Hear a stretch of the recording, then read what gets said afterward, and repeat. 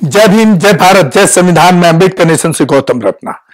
तो सर, होली के मौके पर जिस तरह से पूरे देश में ये जो होली त्योहार है बड़े हर्षोल्लास से लोग मनाते हैं, या गुलाल के रूप में, और मैं जो जहां तक प्रैक्टिकली देखा हूं, गुलाल और वो सब के रूप में कम, शराब के रूप में, या महिलाओं को छेड़ने का इस तरह का मौका बड़ा, या जो इस मानसिकता के महिला के प्रति जो इस तरह की नेगेटिव मानसिकता रखते हैं, उनको जरूर इस त्योहार पे मौका मिलता है और वो इसको पूरा भरपूर इसका फायदा उठाते हैं, जो एक बहुत ही मैं समझता हूं कि अंधविश्वास के ऊपर टिकी कहानी का पूरा पुरजोर इस तरह से फायदा उठाना एक महिलाओं के खिलाफ बहुत ही गलत एक प्रथा और धारणा चली आ रही है, जिसको मैं आपके सामने तथ्यों के आधार पर रखने की कोशिश कर रहा हूं, आपको बताऊंगा।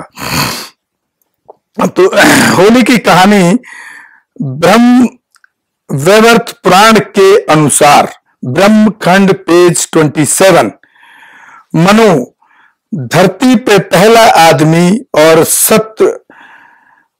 सतरूपा धरती पे पहली औरत के 3 पुत्रियां हुई,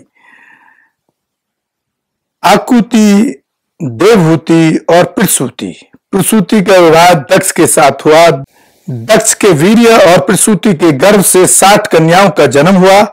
दक्ष ने 60 में से 13 कन्या कश्यप को दे दी। शादी का चलन नहीं था। 13 में से एक का नाम अदिति था, जिससे इंद्र, उपेंद्र तथा 12 अन्य पैदा हुए।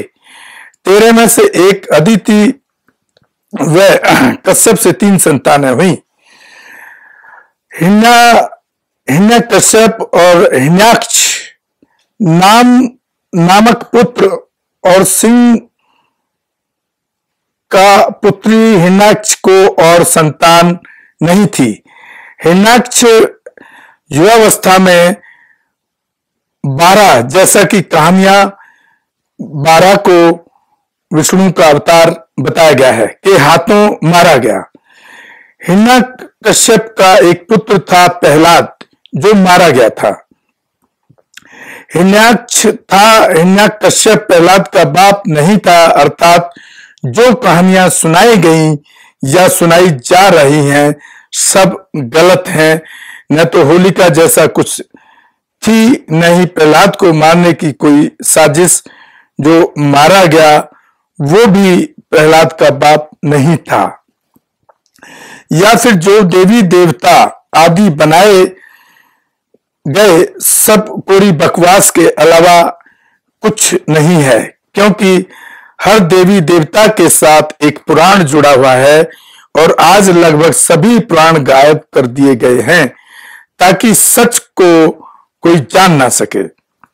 फिर भी कुछ पुराण जो विलुप्त नहीं हो पाए, उनकी सत्यता पर ब्राह्मण खुद ही सवाल करते हैं। कितनी सदियों से ब्राह्मणों द्वारा दुनिया को मूर्ख बनाया जा रहा है, आप समझ सकते हैं। पूरे खानदान का विवरण इसलिए दिया कि अगर किसी को इस लेख की सत्यता जाननी हो तो उसे आसानी रहे। बाकी होली का त्योहार और होलिका का दहन क्यों किया जा रहा है, ये एक खुला प्रश्न सभी कथित ब्राह्मण पंडितों, महंतों और ज्ञान का ढोल पीट ब्राह्मणों के लिए है।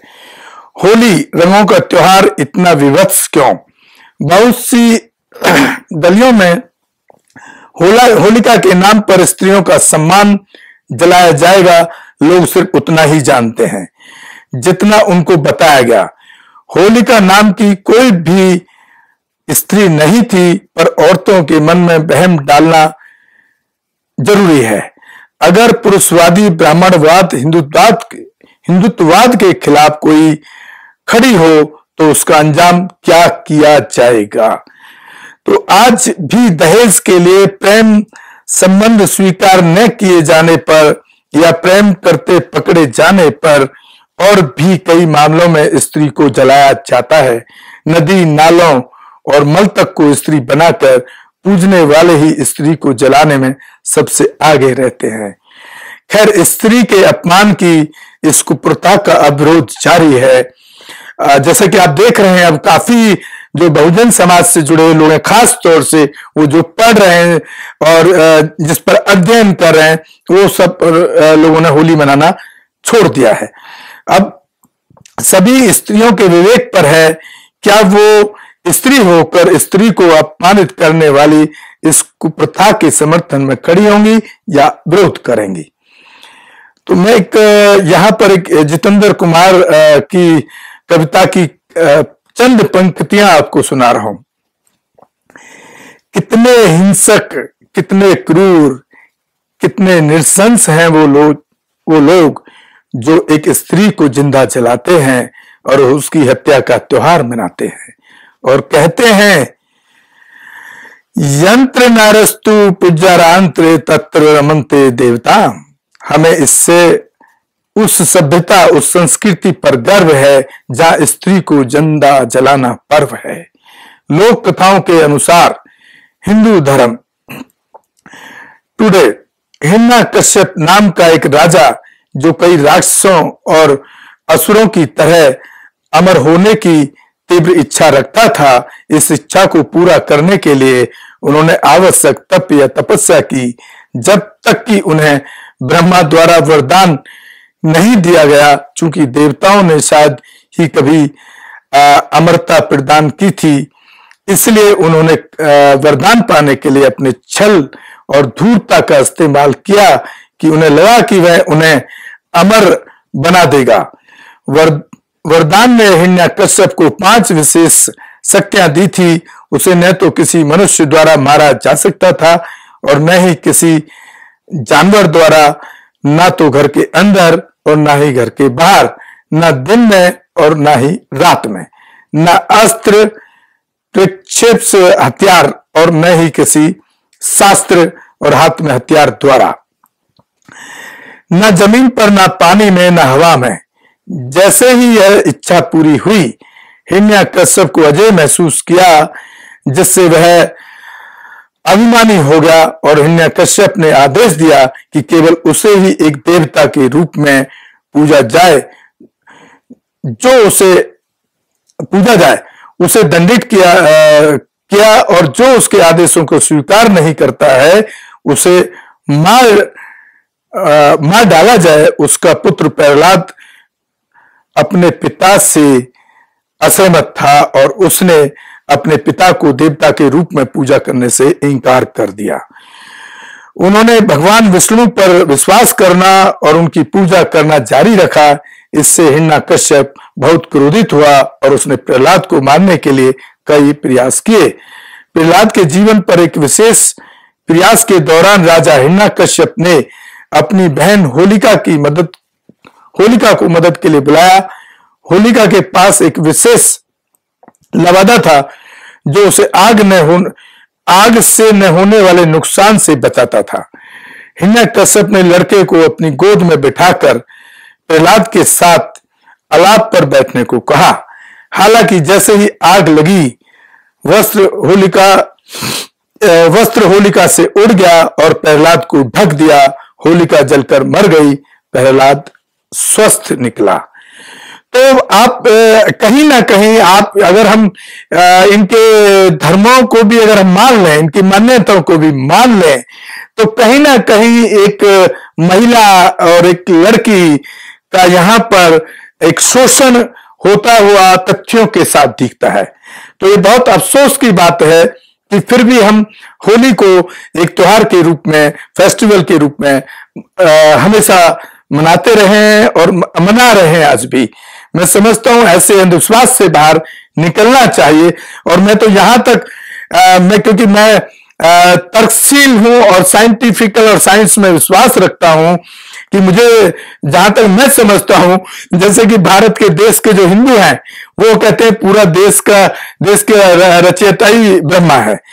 तो मैं समझता हूं कि कभी कोई इस तरह की इस देश के अंदर कोई शक्तियां, कोई देवता मेरे हिसाब से तो आज तक कोई पैदा ही नहीं हुए। फिर भी हमने ये कहानी आपके लिए, आपके पास इसलिए लेकर आए हैं ताकि आप लोगों की जो बंद आंखें उनको हम खोल सकें और इस तरह के अंधविश्वास से एक पर्दा उठा सकें और आप इससे बाहर निकलें और महिलाओं के ऊपर विभिन्न रूपों में हो रहे अत्याचारों के खिलाफ आवाज भी उठाएं और ऐसे अत्याचारों को ना होने दें। इसी के साथ मैं विदा लेता हूं। जय भीम, जय भारत। अंबेडकर नेशन से गौतम रत्न। आप हमारे चैनल को ज्यादा से ज्यादा देखें और शेयर और सब्सक्राइब करें, ताकि हम ऐसे अंधविश्वासों की, ऐसी गलत मान्यताओं की जो एक महिला समाज के खिलाफ एक नीति के तहत, ब्राह्मणवाद की नीति के तहत काम कर रहा है, उनको हम उजागर कर सकें और महिलाओं को न्याय दिला। रोको मत, हमें टोको मत, हमें आगे बढ़ते जाना है। जय भीम का नारा लगाना है, जय भीम का नारा लगाना है। जय भीम, जय भीम।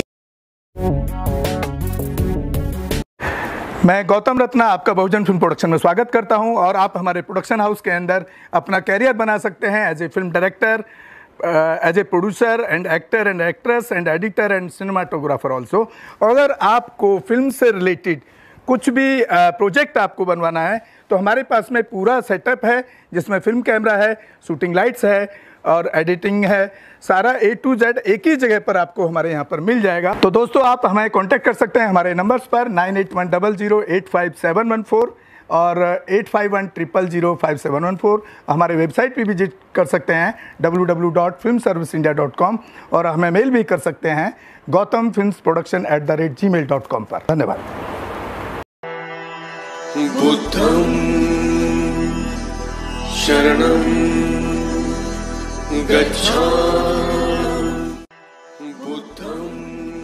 अम्बेडकर नेशन चैनल आर्थिक समस्या से गुजर रहा है।